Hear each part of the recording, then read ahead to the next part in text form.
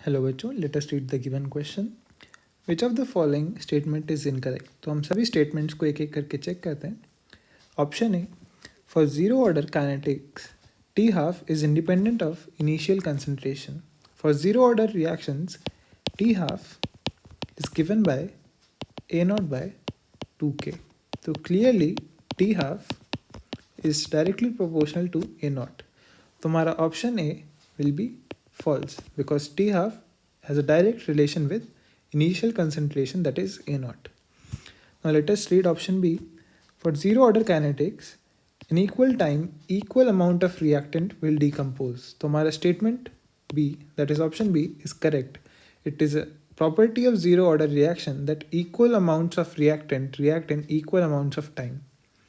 Now let us check option C.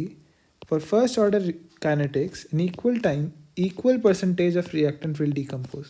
तो हमारा statement C is also true because, for example, in first order reactions, let's just say हमारे पास initial concentration is A naught and after one half life T half हमारे पास it will become A naught by 2.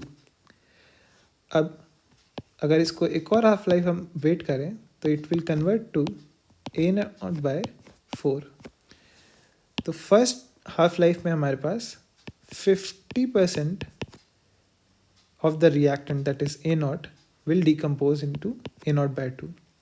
अगर हम next half life की बात करें तो यहाँ भी हमारे पास 50% ऑफ ए नॉट बाय 2.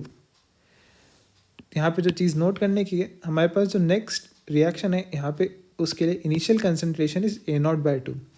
तो 50% of A naught by 2 that is A naught by 4 will decompose. तो हमारे पास जो फाइनल कंसंट्रेशन है that is A naught by 4. Therefore statement C is also true. Now let us check option D.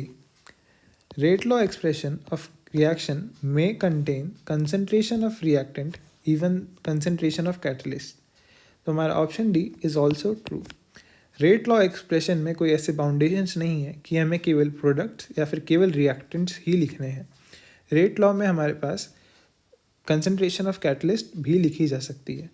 तो हमसे question में पूछा था which of the following statement is incorrect. तो हमारा correct option will be option A, क्योंकि हमारे पास statement A that is for zero order kinetics T half is independent of initial concentration is totally wrong.